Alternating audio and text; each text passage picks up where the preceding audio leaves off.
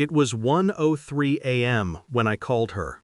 The room was silent except for the slow hum of the hotel air conditioner and the sound of my thumb brushing the cracked edge of my phone case.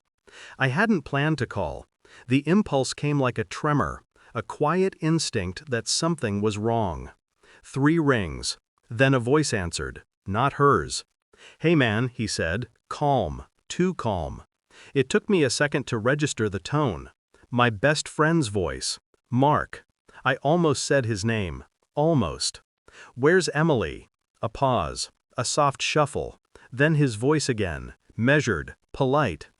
"She's busy right now. She'll call you later." In the background I heard a laugh. Not distant, near. Her laugh. The one she only made when she felt safe.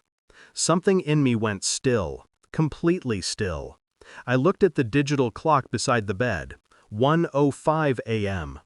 2 hours ago she'd texted, "Going to sleep early tonight, long day." My chest didn't ache, my hands didn't shake. I just understood. I took a slow breath, the kind you take before pulling a trigger.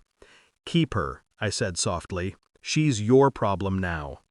The silence that followed was perfect, dense, like the world had stopped breathing. Then I ended the call, and for the first time in months, I slept peacefully. The next morning, my colleagues joked about how tired I looked. They didn't notice the calm underneath, the stillness. I smiled, nodded, drank my coffee, watched the steam fade. Inside, my mind was replaying the sound of her laugh. How light it had been, how free. I remembered how she used to sound that way with me, before her laughter became something I had to earn. We'd been married 6 years. Mark had been my best man, the one who toasted us, promising to protect our bond like it was sacred. I used to believe that promise. Now I realized how easily people say things they never intend to keep. That night, when I returned to my hotel room, I checked the last location she shared with me months ago. Old habit. She'd stopped using it after she said, "You don't need to keep tabs on me." The pin still showed her home address, but she wasn't there. I didn't feel rage, just confirmation, like a puzzle sliding into place. I wrote her a message, "Flight back tomorrow, miss you." I didn't mean it, I just wanted to see how she'd respond. 2 minutes later, "Aw, can't wait to see you, heart." The same heart emoji she'd used when lying before. Back home, everything looked untouched. Her shoes by the door, the faint scent of her perfume on the couch, the kind of domestic stillness that hides rot beneath polished floors. She greeted me with a smile, too wide, too rehearsed. "I missed you," she said. I kissed her forehead and said nothing. That night, while she showered, I unlocked her phone. Her password hadn't changed, my birthday. There it was, hidden in the innocuous comfort of a messaging app renamed Notes. Thread after thread. Mark. Their messages were short, teasing, familiar. The language of people who have crossed a line and learned how to hide it. I didn't scroll too far. I didn't need to. Instead, I copied the messages and sent them to my email. Quietly, efficiently. Then I waited. Over the next week, I played the part of the husband she expected. Gentle, attentive, predictable. She relaxed into it, mistaking my silence for forgiveness. But I was just collecting details, dates, words, proof. Mark still texted me too, about work, about the game this weekend, about anything except guilt.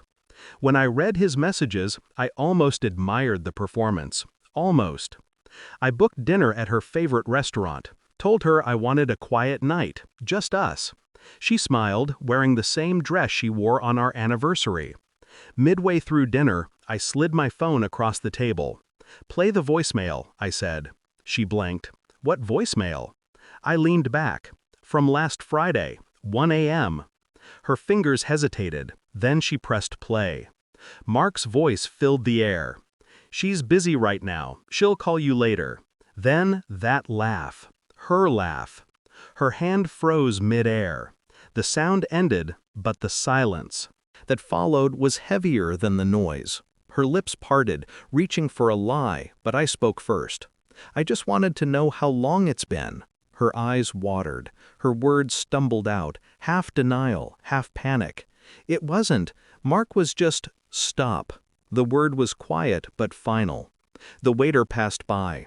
She forced a smile, pretending everything was fine, but her hands were shaking under the table. I wasn't angry, just done. I didn't raise my voice, didn't accuse. I simply slid a second envelope across the table. Copies of her messages, the time-stamped call, her hotel receipts. I'm not here to fight, I said, just to end the story. She looked at me, the way people look at something they suddenly realize they've lost. Her voice cracked. Please, don't do this. I already did. I stood up. You can explain it to him. He'll need to hear your version. Her expression twisted in confusion. Then her phone buzzed. Mark's name flashed on the screen. I had sent him everything an hour earlier. I watched her face collapse as she realized it, the truth spreading faster than she could breathe. I leaned down slightly. He answered my call, I whispered. You answered his. Then I walked out. Outside, the night air was cold, sharp, alive. Behind me, I could hear her voice breaking through the noise of the restaurant, panicked, pleading, useless. The sound was almost beautiful. The next morning, I drove to the coast, watched the waves erase footprints from the sand. It felt fitting, how everything disappears eventually, no matter how deeply it's pressed into the surface. Mark called once. I didn't answer. She texted, "Please, just talk to me." I archived it. I wasn't searching for closure. Closure implies care. What I felt was clarity. She had become a noise I finally learned to mute. I stood there until the tide reached my shoes, until the salt touched the hem of my jeans. Then I turned back toward the road. No regret, no anger, just distance. As I started the engine, my phone buzzed again, another call I'd never return. The sound faded under the hum of the car, swallowed by the wind. And in that silence, I found peace. Cold, clean, final. Some betrayals don't deserve forgiveness. Only silence